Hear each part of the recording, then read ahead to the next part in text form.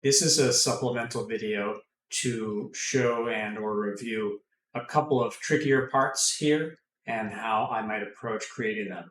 So I'm actually going to show again, perhaps a little more slowly, how I might do the wheel, specifically the outer part of the wheel, the spokes, and that axle in the middle. And then I'll also quickly go through how to do these curved back legs. Okay, so let me just push this aside and is that. All right, so let's start with the wheel. Now, as demoed in class, that main part of the wheel is probably the first thing to create. Probably a pipe is going to be your best bet. So I'm going to create that thing. I'm going to turn it down on its side.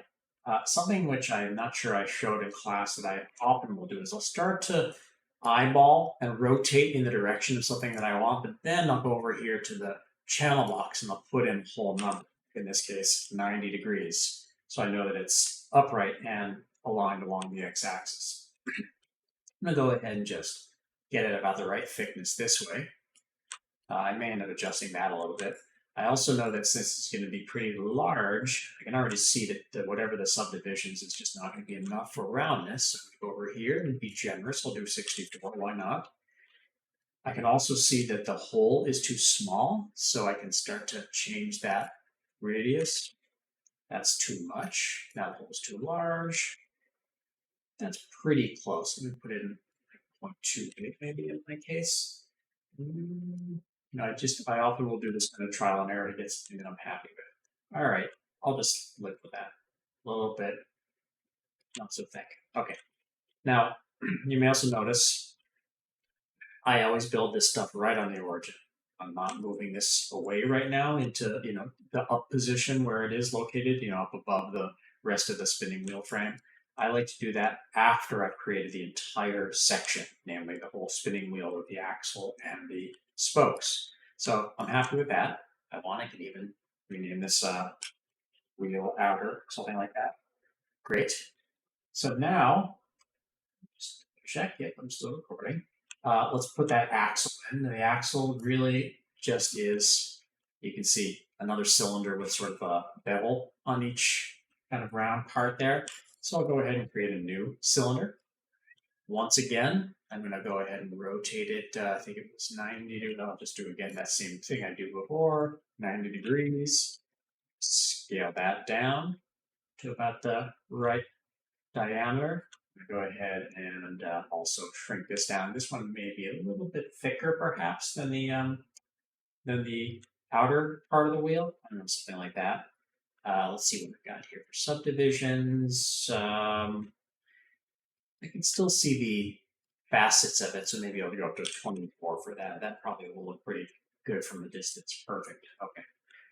All right, so now that I've got that set, I'm going to go ahead and just right now bevel that. And what I'm going to be beveling is these edges and these edges. Remember, I'm just going to right click, edge selection, and then double clicking on one of those edges. That'll select the whole edge loop. Now, in my experience, bevels won't typically work the way you would expect them unless you freeze transforms first back in object. So I'm just going to select the object that I scaled, modify, freeze transformations. Now the bevels will work fine. So I'm going to select that with a double click, hold on the shift key. So now I have both of those edge loops selected, and I'm going to shift right click, bevel edge. And you can see I'm starting to get that nice beveled edge. That's a little bit too much of a bevel. So I'm going to go ahead and decrease the fraction to like 0.3.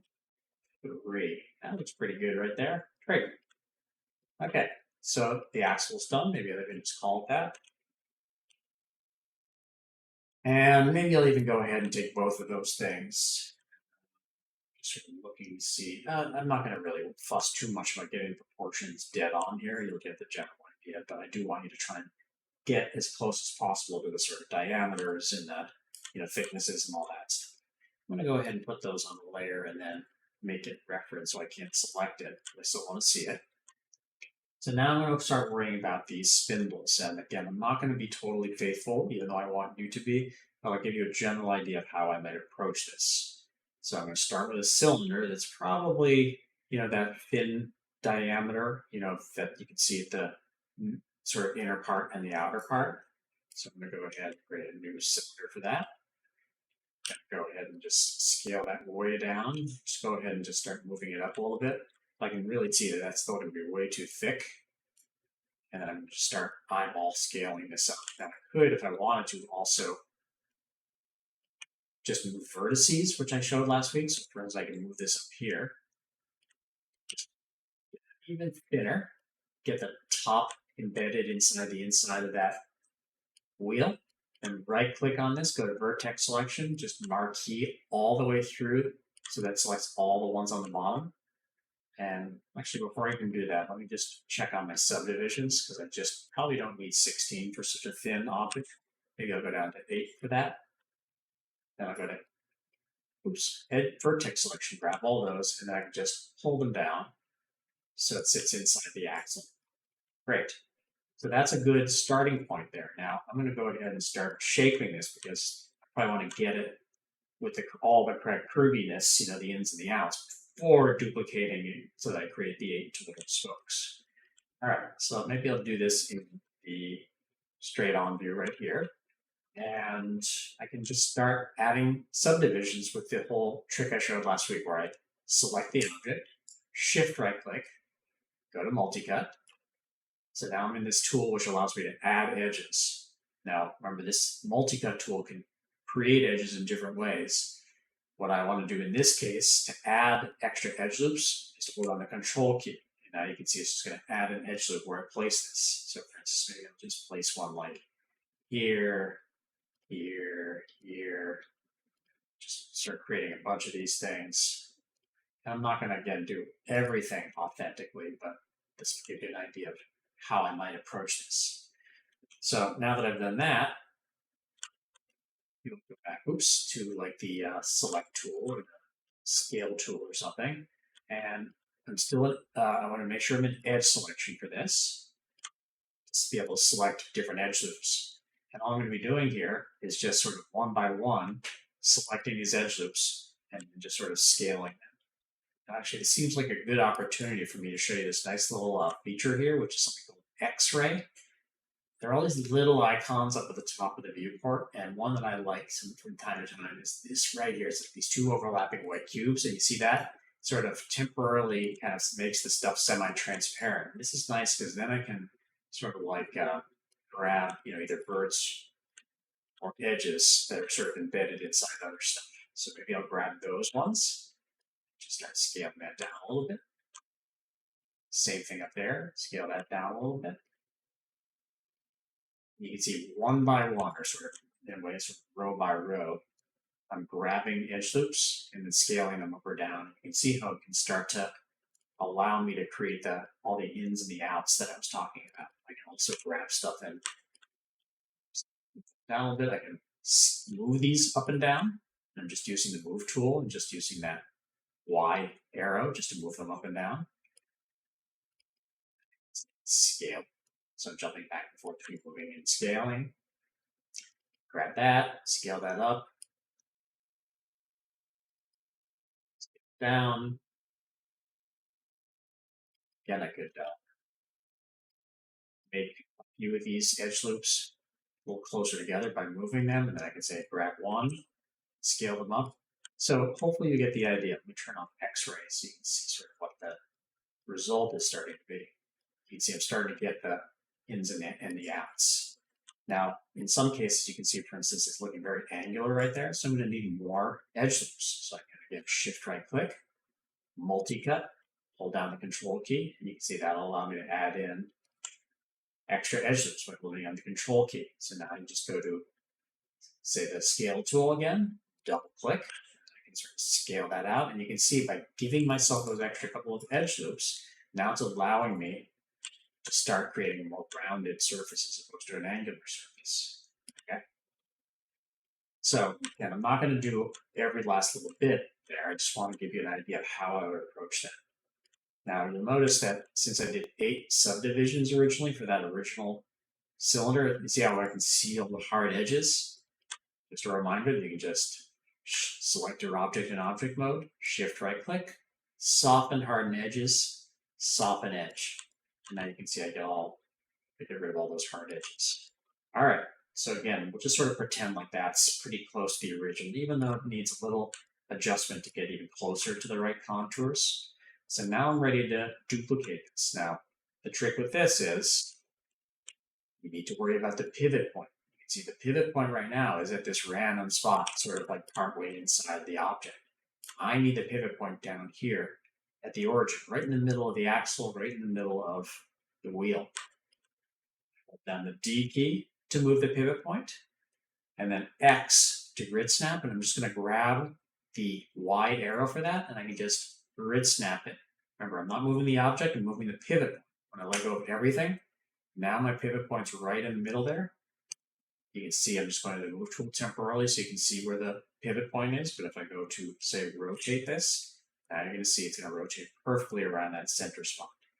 So again, hopefully you can see the advantage of building stuff, for instance, that has some symmetry or rotations all on the origin, because you can use, for instance, grid snapping and mirroring to get everything or relative to this. Then this point, then later on, I can just go ahead and just take the whole wheel and move it, scale it, rotate it wherever I need it to. All right. So now that I've got that single spoke set, this is a case where I typically will say, I'm happy with that result. I'm going to go to Modify Freeze Transformations. Remember, what that does is it keeps all the changes, but you can see it also sort of zeroes out and makes this a sort of new starting point. And then I'm going to use that same technique I talked about in day one, which is first duplicating, Control D, then rotating. And I'm actually going to do the rotate over here in the channel box. So I'm going to be rotating around the X axis, and I'm going to do, in my case, 45 degrees for the rotate X. Okay. Then with it still selected, the very next thing you want to do is hit Shift D. Remember, that just does a duplicate with transform. So now you can see I have another duplicate with that 45-degree rotation. I can keep hitting Shift D. Another one, another one, another one. And now I've got all my spokes. Okay? So that's the basics of the wheel. This seems like a good time to make this no longer referenced. So I can select all those parts, Shift right click, combine. So remember, now this is considered a single object. So what's great about this is I can move it, I can rotate it, I need to scale it, I can. It all operates as a single element, which I can, again, place where I need it. In this case, it's when you're going to need to move up later on. But you'll notice, again, I just want to reiterate, build it on the origin, then move it, scale it, rotate it later. Okay. So I'm going to actually just push it up and over. And then start to get an idea of how to go about approaching these back curved links. Now, just to analyze it before I start building it, to do this right, it's really got, you can see a little rounded top. It's got really a little beveled bottom. And then, of course, the whole thing has that sort of even, sort of consistent curvature, top to bottom. So I'm going to take this in a couple of steps. The first thing I'm going to do is create a long cube that's going to be about the right height there. So I'm going to go ahead and create a new cube. Again, if I want to, I can take that whole wheel, add it to this layer so that I can then make it referenced. I can't select it anymore. So now with this cube selected, I'm going to go ahead and just start scaling it. And then I'm going to start scaling it this way. Okay. I need it to be a little bit thinner. It might also be a little bit narrower this way. And I'm going to go ahead and just start moving it up a little bit. Now, if I really want to be precise, I can go ahead and hit D to move the pivot point, V to vertex snap. I'm going to snap it way down to the bottom middle of that thing. So now, when I move it with grid snap, it's perfectly sitting on the ground now. Okay. So you can actually see that this is actually a pretty close to correct height for this thing. I might also just sort of move it out a little bit. So it's, you can see sort of in front of the wheel. But you can see I'm still keeping it for now, just not moved along the z-axis. It's still sitting just a little bit off the x-axis, which is in front of the wheel. Okay. Now, it could be that I want to do a little more adjustment here, maybe skip down a little bit this way. I can also guess that even though right now the height seems pretty close to correct, my guess is that when I bend it or curve it, it's going to actually get a little shorter. So I'm going to probably want to scale it up a little bit accordingly. So I'm just going to skip a little bit extra to see how this goes when I start to simplify it, or start to bend it. Now that I've got that done, I do need to add in a lot of extra subdivisions this way so that I'll actually have enough to bend. So I should still be able to go back to here, go to height subdivisions and put in 20. Remember, this is going to allow it to bend. I need those extra subdivisions. Now, before I bend it, I also probably want to deal with that little curvy top and this sort of beveled bottom.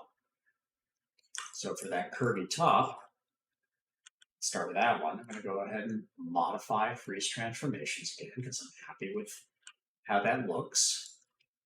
And then I'm going to try going to edge selection. I'm going to grab, say, this edge and this edge. Just those two. Shift right click, bevel edge, and you hopefully can start to get a sense of what I'm doing here to get that curvy on top. With those beveled, maybe I'll add in a couple extra segments, maybe 3. Now you can see it's sort of a tight curve up there, so I probably want to increase this fraction. Maybe oops, 7 maybe. You can see how that looks. So you really start to see it start to get curvy on top. 8. That's actually looking pretty close to where I need it to be. Nice. So again, I just want to remind you what I had originally selected. Just those 2 edges. That's all I'm nibbling in this case. And then I'm messing around with the settings to get it to be more rounded. Again, adding in segments, it shows me 3 segments, and then increasing this fraction. I'll try 0.5 this time. Yeah, that looks a little bit better. Cool. Now again, if I'm really being tidy here, I have ended up with these n-gons. Remember, these are more than 4 sides there and there.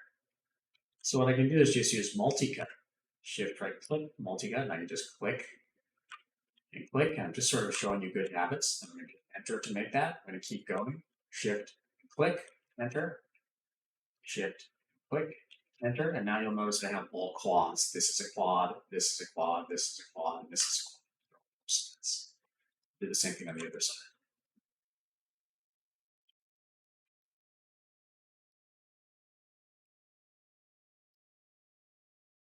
Done. It's all done. All right, so I've got that top looking nice and round. Now I also have, you can see down the bottom here, there is being really precise, there's a little bevel at the bottom. I don't have to be exactly precise, but it also does tend to sort of taper a tiny bit. So let's do both of those. First, I'm going to go to edge selection and grab all 4 edges at the bottom there. Not just 2, but now 4 at the bottom, and I'm going to bevel those. Shift right click, bevel edge. You can see in this case, I'm not going to add in extra segments. I'm just going to keep it in 1 segment. I'm going to change this fraction to maybe 0.3, something like that. You can see now it just gives a subtle little bevel. Wonderful. Okay. So now I'm ready to start bending this and so maybe tapering it. So by taper, I mean it gets a little bit narrower from top to bottom. So maybe I'll start by going to vertex selection. I'm going to grab all these verts.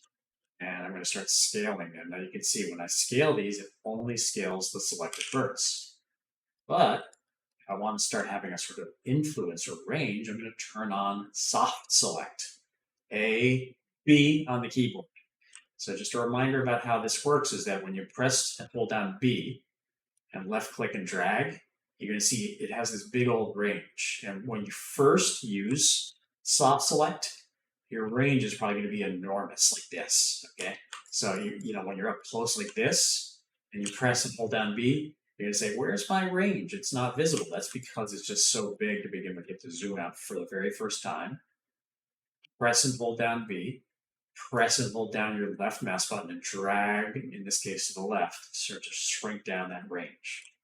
So now when I zoom in, you're going to see I've got a narrower, sort of less range to what's getting scaled. And when I scale this down, I'm starting to get a little fall off. Actually, I want to increase my range a little bit more, something like that. And then I can get a sort of more gradual too. All right, that'll work just fine. All right, finally, How do I get the bend? Once again, soft select. Go to edge selection, just turn off soft select key. Double click. So now you see I'm selecting just the sort of middle there. Again, if I start moving this back and forth, it's only affecting those edges. But if I turn on soft select and move them, you start to get a bend. And so, you probably have to mess around with the range to get something you think is going to be suitable for that bend. So you can see in this case, my range is not enough. You see how it's sort of straight there. So I'm going to go ahead and increase my range. That's looking better. Obviously, it's really pushing the whole thing. So I can just go ahead and turn off my soft select, go back to object mode, push it right back into place. Now you can really see that I got my scale wrong. You see how tall it is. Actually, maybe I'll just move my wheel up a little bit to compensate something like that. Okay. And then ultimately, if you're really being careful too, these two legs are actually at an angle. You see how it's sort of narrower at the top, or should I say they're closer together up at the top and wider at the bottom. So you basically need to rotate them, angle them outwards. So that is hopefully going to be useful to all of you. Again, you can always DM me with specific questions.